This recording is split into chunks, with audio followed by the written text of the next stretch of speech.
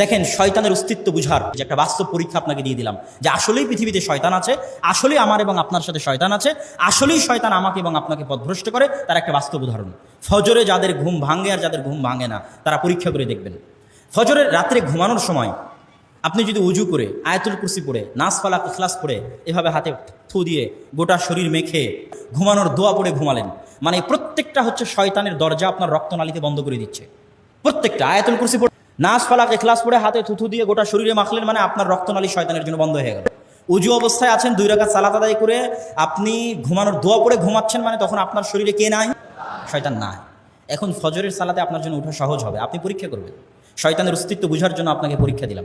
আরেকদিন আপনি অজুও করলেন না, সালাতও আদায় করলেন না, নাস ফালাক ইখলাসও পড়লেন না, আয়াতুল কুরসিও পড়লেন না, ঘুমানোর দোয়াও পড়লেন না, মোবাইল চালাতে চালাতে ঘুম চলে গেলেন। আপনার শরীর কার কন্ট্রোলে? শয়তানের কন্ট্রোলে। পরীক্ষা করে দেখবেন।